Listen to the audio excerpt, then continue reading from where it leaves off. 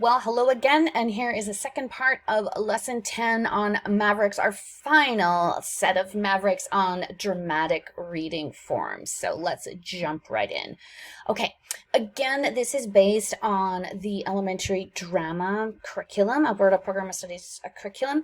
However, I think that these are just such amazing resources and elements that you can use to support the ELA program of studies. So I'm going to be looking specifically at three dramatic reading forms, which is choral speech, choric speech, and reader's theater. And I'm going to go through and just explain what these are. Okay, so again, can we fulfill ELA outcomes? Can we, through these kind of different ways of looking at stories and communication and writing and reading, can students do all of these, fulfill all of these ELA outcomes through these Mavericks? Absolutely.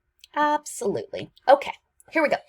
Choral speech, we kind of dove into this a little bit, but choral speech as sort of an entity is also a thing, not just a method. Okay, so choral speech is when a group of students narrating a poem or story utilizing unison, antiphonal, solo, and chorus speaking. That is not, should be a group of students narrate a poem or story utilizing unison, antiphonal, solo, and chorus speaking.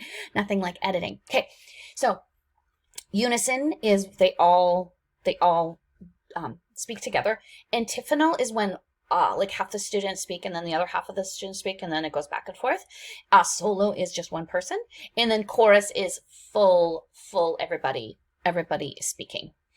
Does not have to include movement, so they can just be standing there, but can include minimal movement if you want.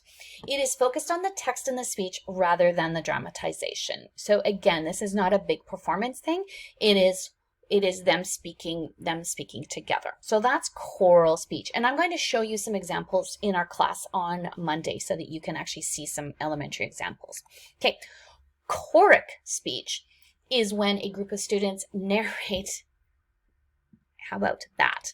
Narrate a poem or story utilizing unison, antiphonal, solo, and chorus speaking. So the same as choral speech, but this one actually includes movement and dramatization. So they can actually be moving and depicting what the actual text is, whereas choral speech is not so much focused on the actual movement in there. So that's the difference between choral and choric.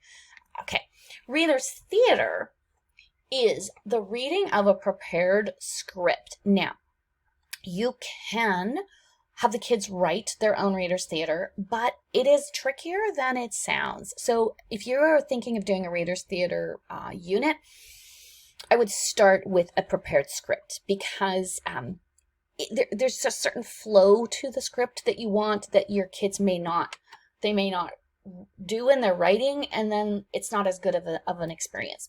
So I'll show you some really good prepared script places that you can get that. It does not have to be memorized. The kids should be standing there with their pieces of paper or their iPads or whatever you have, so it's not memorized. You don't have to have costumes or props needed. You can have some movement and staging, but it's not required. So again, I'm going to kind of go through this with you on Monday. We're going to actually do some of these. It develops vocal skills, so the expression, energy, pitch, pace, rate, intensity, volume.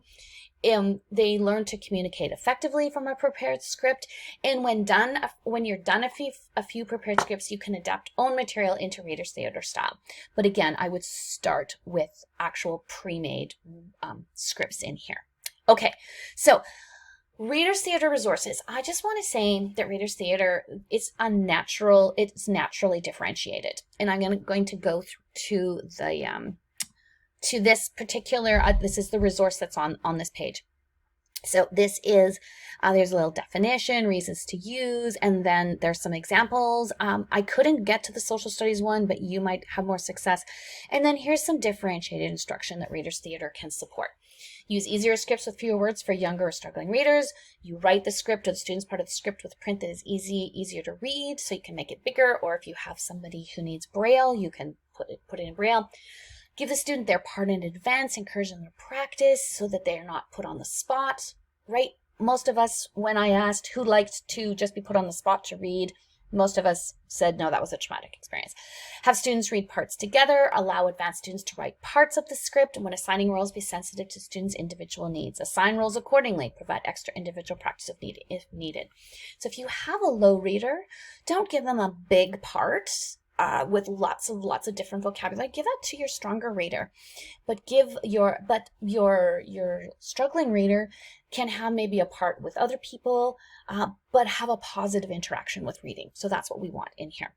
The other link that I said is the readers. Again, it's Reading Rocket. They actually this one took actual references from Reading Rocket, so you're going to see some of the same information twice. But again, this one just gives you a little bit more information about why Readers Theater is super important. And I'm going to go back to this. So walking children through the Readers Theater process. If you go to this YouTube clip, it's a 5-minute YouTube clip. It will rock your world around how to implement Readers Theater. So go here and focus on what he does. Actually, I'm not going to play it because it'll take too much bandwidth, but focus on how he sets it up and what he does. It's a 5-day unit, and he takes it right from the beginning right to performance. And you can just copy it as a reader. Resources for you to find scripts. These are the 3 that I found are the best for appropriate elementary scripts. The best class one, I believe, is one that's linked to this fellow here, if I'm remembering correctly. And so he has a lot of really cool resources. If you're doing the reading A to Z, register for a 14-day free trial right before you're going to do the unit, and then you can, get off of it and don't have to pay for it. But those are some excellent resources. Again, those should be on your ePortfolio, so that if you want to do a Readers Theater resource or Readers Theater unit, boom, they're all right there. Okay, so yeah, you know it was coming. In class on Monday, you are going to experience, I'm going to show you some examples of these, some YouTube clips on these, as well as then we're going to actually do a few so that you actually have some experience with these.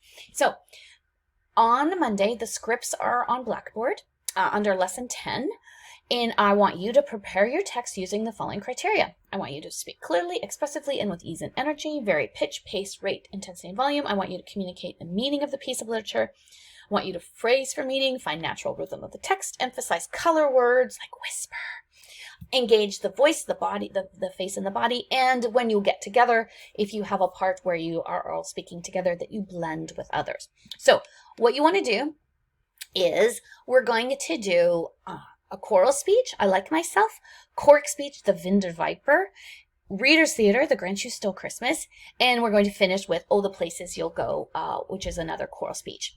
On the script is The Raven as well, and I included it, but we're not going to have time to do it, but it's a great one if you want to do something around a choral speech at Halloween time, because it's just an amazing script that you can do. Okay, so here we go. So what I've done is I have put, if I have missed anybody, my apologies, but I think I got you all on all these. So these are going to be your numbers coordinated to the scripts. So just have a look through the numbers for your name and then actually practice those lines. So practice those lines for the I Like Myself, for the Vinder Viper, for the Grinch Who Stole Christmas, and then for All the Places You'll Go.